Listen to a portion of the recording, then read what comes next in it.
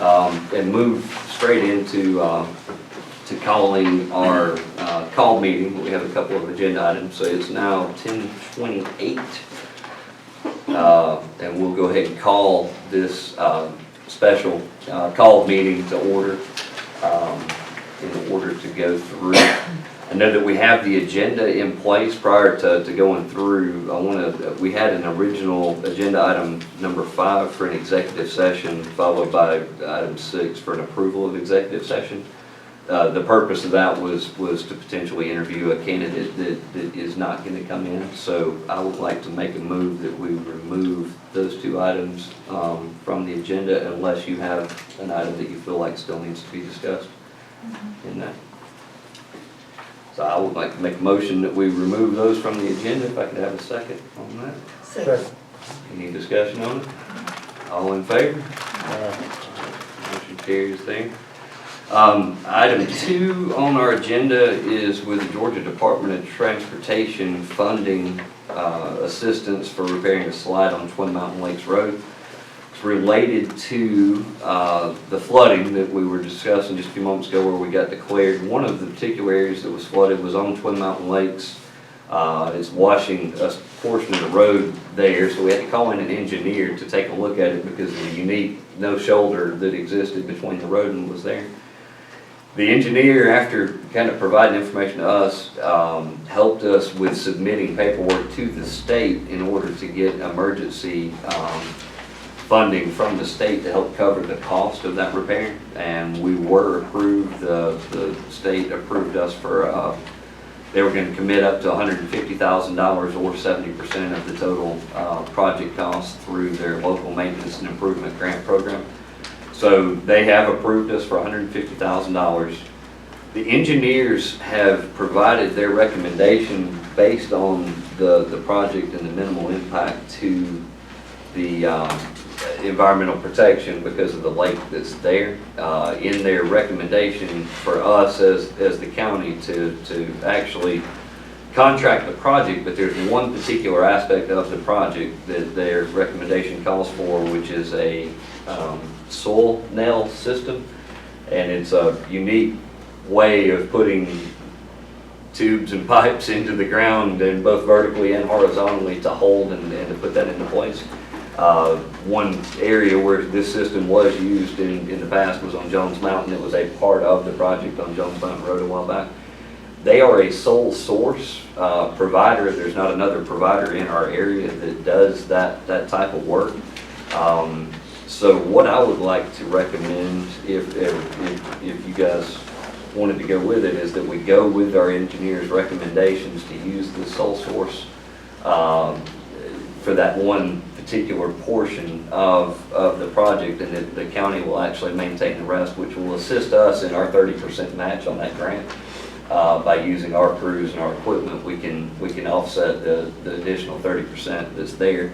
We just need to approve the ability to use that sole source, which is GSI, Geostabilization International, that has provided that through EXP to help with providing that particular aspect of the project.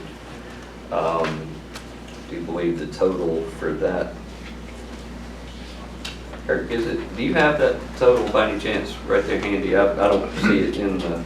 I can find it. It won't come back. 120,000 right at, but It was 119,000 for GSI. Okay. And then I think the total project was like 205. Yeah. And that's with all but other- GSI was 119 and some change. Okay, I knew it was right around 120, but I wanted to actually look at the number before I said it. So it does hit right at that, above the $100,000 threshold. However, they are a sole source, so there's not another bidder to be able to put that out to. So under the law, I spoke to Mr. Landrum as far as the law and how that works, when there's only one source of provider for that particular project. And Tallant looked at it and recommended. It's EXP, the road engineers with EXP that looked at this one. I hope we don't have to call turnip seed in too. I don't think there's water lines on that side, so I think it'll be good. We bring in 2 sets of engineers, it could get costly. But if y'all have any questions, I know Kirk and Philip both participated in the meeting with both. They can help entertain any questions on that. I make a move that we accept. Okay, motion made. Yeah. Second. A second. Any other discussion on it? All in favor? Aye. Motion carries unanimously. So the next item on our agenda is the approval of bids for the fiscal year 2021 TAN. I know Ms. Harvey had reached out and put that information out to all the local banks to bid on the tax anticipation note for 2021. And you want me to go ahead and go through what the responses were? We put it out to four, we provided the four banks in our area with the information to bid on that. One was Community Bank of Pickens County, one was Regions, or to five actually. Renaissance Bank, United Community Bank, and Synovus Bank. The two that actually responded with responded to the bid with a bid for it were Community Bank and United Community Bank. Community Bank came in with a 1.24% interest rate for a drawdown so that we don't have to actually pull the full amount all at once with no closing cost. United Community Bank came in at a 0.99%, less than 1%, with a closing cost of approximately $3,800 to close the loan. I know you had looked at what the difference in, if we drew down the entire amount, if we had to pull the four, what the difference in savings would be. Right, and it would be a timing issue with the 0.25% on the full amount would be 10,000. 0.25% on the full amount. So it would be a $10,000 savings based on the United Community Bank, based on the interest rate. Now there was the $3,800 closing cost that was the difference. So it is that $6,200 savings over the course of the loan on that. Do I have a move for your choice in which one to go with? Yeah, I second it. Okay, move in a second. Do I have any further discussion? All in favor? Unanimously carries. United Community Bank. On that. So the third, which was the original purpose for having a call meeting, is to take a look at the rezone request. We'll read through the rezone. This was originally presented at the March meeting. We had tabled it to look at recommendations that were made during their meeting with the Planning Commission. And so we're now bringing that forward. It is a rezone request. Pickens County Planning and Development Office received a completed application back on December 17th from Miles Hansford and Tallant on behalf of RLF Talking Rock LLC, requesting a change in the land use classification of agricultural to rural residential on a 278.48 acre tract located at Big Ridge Road in Talking Rock, Georgia. The public hearing was held on the 8th of March regarding this application in the Pickens County Commissioners meeting room before the Planning Commission. After reviewing the application and receiving the staff report to be approved with the conditions agreed upon, the Pickens County Planning Commission voted 1 yes, 0 no, and indicated the motion failed for the rezone request on the 278.48 acre tract on tax map parcel 014-022. This one came before the board without a full recommendation based on the one vote. I know that we have provided the materials that were presented at that meeting along with the, I guess it's 9 with an A and B, the 10 additional conditions that were presented by the requester at that meeting. Hopefully you guys have had a chance to review those and take a look at that. And we have the Planning Commission here. If you have questions specific to what was on the record from when it was there, we can put that out. But if not, if we have a motion to either approve or deny the rezone request.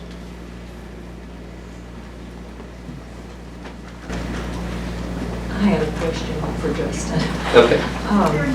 Okay, how far is there setbacks? I'm sure there is from Talking Rock Creek, and what's the distance of those? Setback requirement for that one is 50 feet but I believe that the applicant has said that all the lots facing Talking Rock, that they were going to provide an additional setback. I do not recall what that is off the top of my head. I think it's in the conditions. Item number 9 on the conditions on the front sheet that they had provided, where it said no home foundations will be located within 150 feet of the top of the bank of Talking Rock Creek. And how many sides does it connect with Talking Rock Creek? I mean, how? Appears that there are.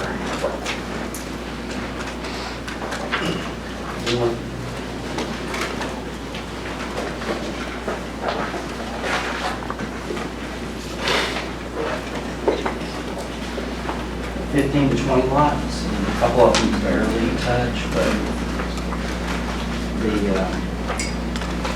the applicant's attorneys here would like to.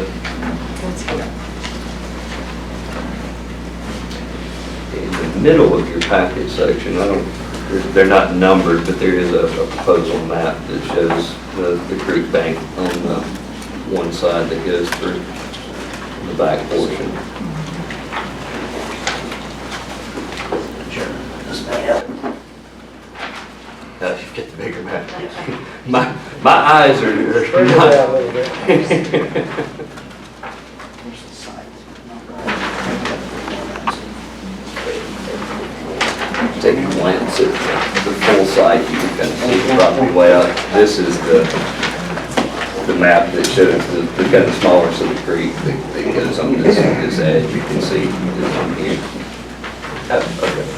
That's the bigger version of what the second is. You see the creek on that backside there.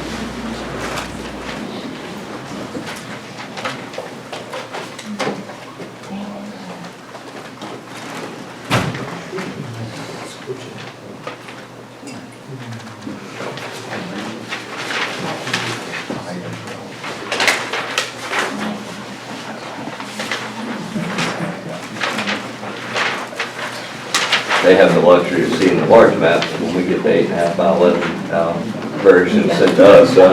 Yeah.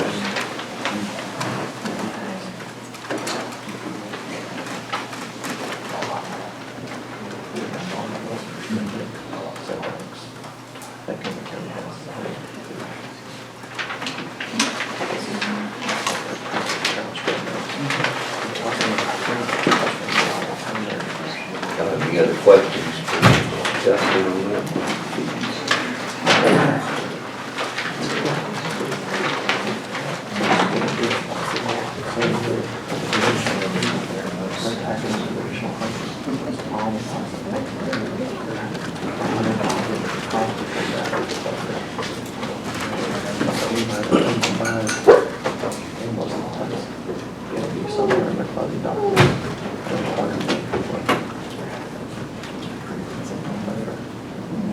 Any other questions that you'd like to present to them? Do I have a move for a direction of either approval or not?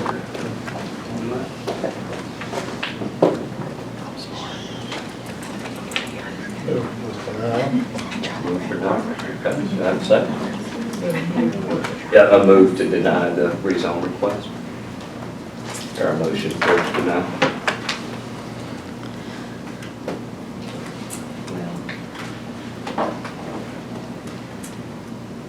I'll second.